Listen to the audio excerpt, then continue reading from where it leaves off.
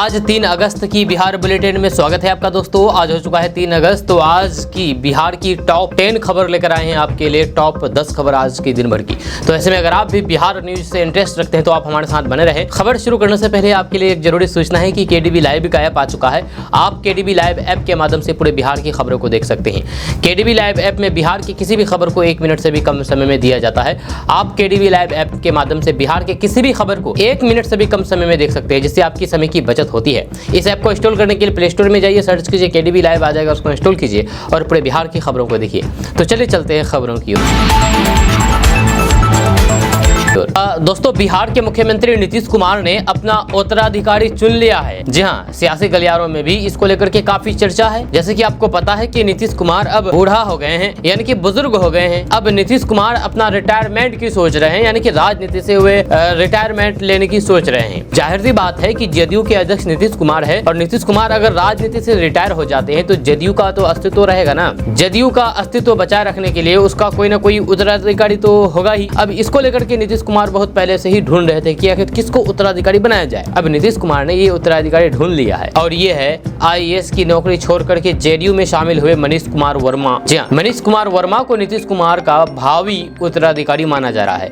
इसको लेकर के सियासी गलियारों में काफी चर्चा भी हो रही है। वहीं खुद को मुख्यमंत्री नीतीश कुमार का उत्तराधिकारी के सवाल पर मनीष कुमार वर्मा ने कहा कि कई उत्तराधिकारी बने, कई खत्म हो गए। मैं पार्टी के कार्यों और फिर उसकी नैतिक मूल्यों से प्रभावित होकर के जदयू ज्वाइन की है। मनीष वर्मा से पूछा गया है कि सब कुछ छोड़ करके आए हैं तो फिर पार्टी में कुछ तो मिलेगा। इस पर मनीष वर्मा ने कहा कि नहीं, ये तो गलत टाइप की अफवाह है। मनीष वर्मा से जब ये पूछा गया कि नीतीश कुमार की पार्टी आज राजद के साथ और फिर कल भाजपा के साथ हो जाती है, इस पर तो मीम तक बनते हैं। इसको लेकर के मनीष वर्मा ने कहा कि राजनीति अनिश्चितताओं का खेल है। तेजस्वी यादव को लेकर के मनीष वर्मा ने कहा कि वे तो लालू जी के पुत्र हैं, उन्हें विरासत में सब कुछ मिला है।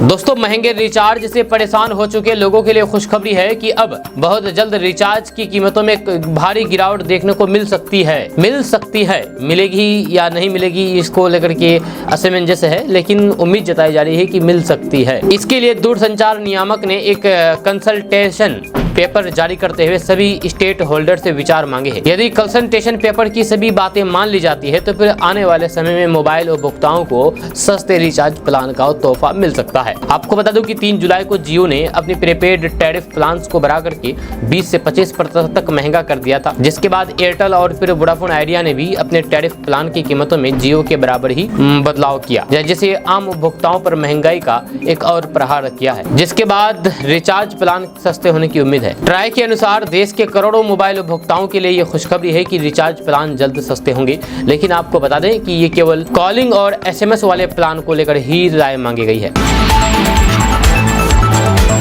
दोस्तों, बिहार के 4 जिलों में पिछले 24 घंटे के दौरान आकाशीय बिजली गिरने की वजह से, यानी कि ठनका गिरने की वजह से 8 लोगों की जान चली गई है। जी, मुख्यमंत्री कार्यालय की ओर से भी ये जानकारी दी गई है, जब बताया है कि राज्य की राजधानी पटना और फिर औरंगाबाद में 3 लोगों की जान गई है, जबकि नवादा और फिर सारण में 1 व्यक्ति की जान गई है। जब मुख्यमंत्री नीतीश कुमार ने जान जाने पर दुख जताया है और फिर मृतकों के परिजनों को 4-4 लाख रुपए की अनुग्रह राशि देने की घोषणा की है। मुख्यमंत्री ने लोगों से अपील की है कि वे आपदा प्रबंधन विभाग द्वारा जारी परामर्श का पालन करें। राज्य के 4 जिलों में, आपको बता दो कि बिहार के 4 जिलों में 2 दिन पहले ही आकाशीय बिजली गिरने की वजह से 14 लोगों की जान गई थी, और आज फिर से 24 घंटे के अंदर 8 लोगों की जान गई है।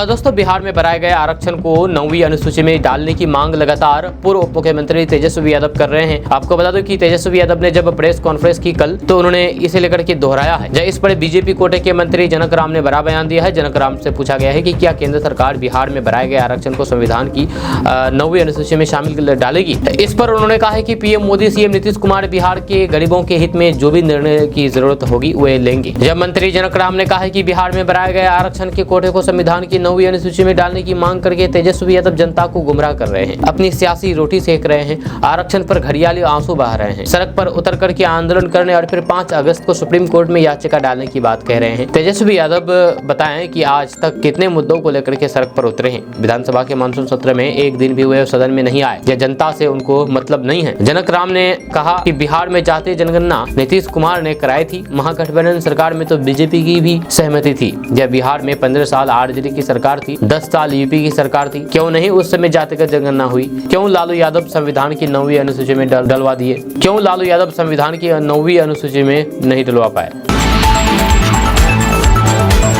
दोस्तों, अगर आप बिजनेस शुरू करना चाहते हैं और आपके पास बिजनेस लगाने के लिए पैसे नहीं है तो फिर परेशान होने की अब जरूरत नहीं है। दरअसल बिहार सरकार ने युवाओं को आत्मनिर्भर बनाने के लिए मुख्यमंत्री उद्यमी योजना की शुरुआत की है। इसके लिए आवेदन की लास्ट डेट 31 अगस्त थी, लेकिन इसे बढ़ा करके 16 अगस्त शाम 5 बजे तक कर दिया गया है। इसीलिए अगर आप अब तक इस योजना का लाभ लेने के लिए आवेदन नहीं किया है तो फिर लास्ट डेट से पहले आवेदन कर ले। आपको बता दो कि मुख्यमंत्री उद्यमी योजना बिहार सरकार द्वारा शुरू की गई एक योजना है। इसके जरिए बिजनेस करने वालों को सरकार द्वारा 10 लाख रुपए तक लोन देती है। इसमें 50% अनुदान और फिर 50% ब्याज रहित ऋण होता है। ये राशि 7 साल में लौटानी होती है। इसके जरिए बिजनेस के लिए 3 किस्तों में रुपए दिए जाते हैं। जब पहली किस्त में 4 लाख, दूसरी किस्त में 4 लाख और तीसरी किस्त में 2 लाख रुपए दिए जाते हैं। इस योजना का मकसद है कि जो व्यक्ति पैसे न होने की वजह से बिजनेस शुरू नहीं कर पा रहे हैं वह अपना बिजनेस शुरू करके आत्मनिर्भर बन सके। अगर आपका चयन इस योजना के लिए होता है तो फिर आपको 10 लाख रुपए तक का सरकार की तरफ से लोन दिया जाएगा।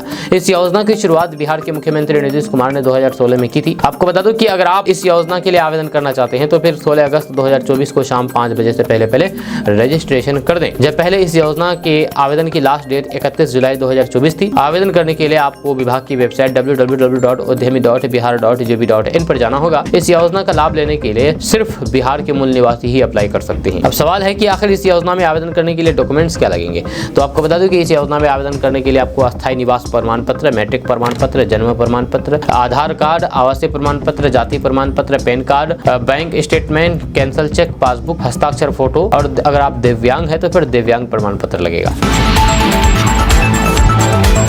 दोस्तों, बिहार का मौसम का मिजाज एक बार फिर से बदला है। जहां बारिश के दस्तक से जहां पर लोगों को गर्मी से राहत मिली है, वहीं पर दूसरी तरफ जनजीवन भी अस्त व्यस्त हो रहा है। जहां खराब मौसम के बीच मुजफ्फरपुर जिले में एक नहर का बांध टूट गया जिससे सैकड़ों घरों में पानी घुस गया है। घरों में पानी आने से लोगों को भारी परेशानी का सामना करना पड़ा है। लोगों को परेशानी झेलनी पड़ रही है।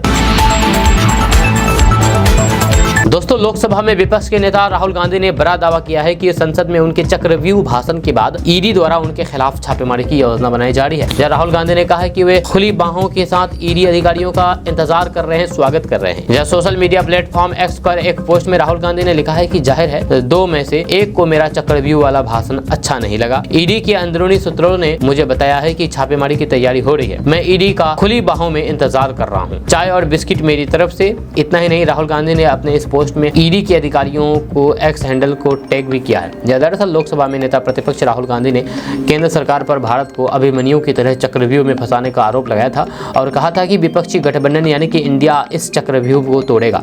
उन्होंने लोकसभा में केंद्रीय बजट पर चर्चा में भाग लेते हुए ये दावा भी किया था कि इस बजट में चंद पूंजीपतियों के एकाधिकार और फिर लोकतांत्रिक ढांचे को नष्ट करने वाले राजनीतिक एकाधिकार को मजबूत प्रदान करेगी, जबकि युवाओं, किसानों तथा मध्यम वर्ग को नजरअंदाज कर दिया गया है।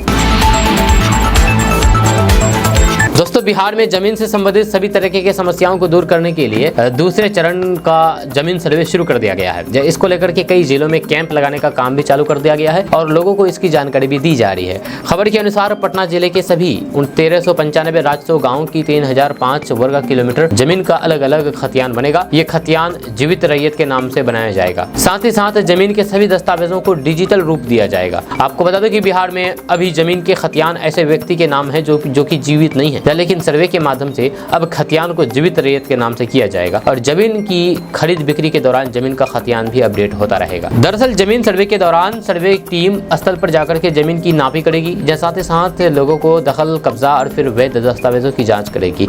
इसमें खतियान, जमाबंदी आदि वैध कागजात दिखाने होंगे, जहां इसके बाद जमीन सर्वे का काम पूरा कर लिया जाएगा। अब सवाल यह है कि आखिर जमीन सर्वे से क्या फायदा होगा? तो आपको बता दूं कि जमीन का खतियान जीवित रैयत के नाम से बनेगा। वहीं पर जमीन का नया नक्शा भी तैयार किया जाएगा। वहीं पर जमीन के सभी दस्तावेजों को डिजिटल कर दिए जाएंगे। वहीं पर जमीन से संबंधित सभी तरीके के विवाद, झगड़े दूर हो जाएंगे। वहीं पर लोगों को ऑनलाइन के माध्यम से जमीन के सभी कागजात मिलेंगे। वहीं पर जमीन की खरीद बिक्री में पारदर्शिता आएगी और फिर धोखाधड़ी से दूर हो जाएगी।